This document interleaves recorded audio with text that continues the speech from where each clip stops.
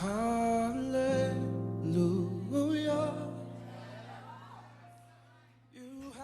Hey, this is Pastor Steve Brown from Faith Temple Ministries Apostolic, coming to you with another word from the temple. In John chapter 11, Jesus is confronted with the death of his best friend Lazarus. And he gets this message that Lazarus is dead, but the disciples don't understand because he says Lazarus is sleeping. And so he finally had to say, listen, the man's dead. But he waited 3 days until he got up from where he was and went back into Bethany.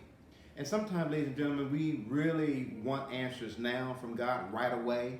But God answers in 3 different ways: yes, no, and wait. And so as they were going into Bethany, Martha meets him and she says, if you would have been here, my brother would not have died. Well, one of the sisters stayed at home and stayed working and busy. And I imagine she was upset because Jesus didn't come right on time.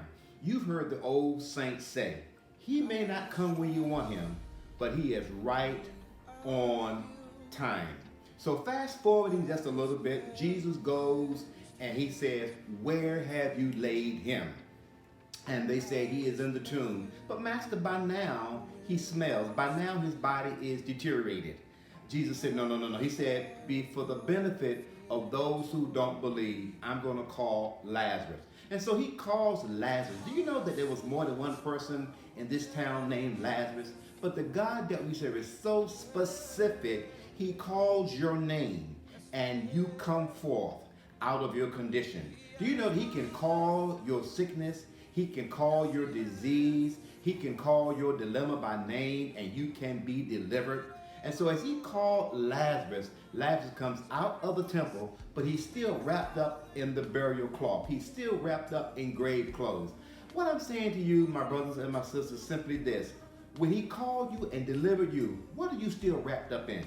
Is there unforgiveness? Is there bitterness? Is there discord? Are you troubled in your mind? Have you separated from God?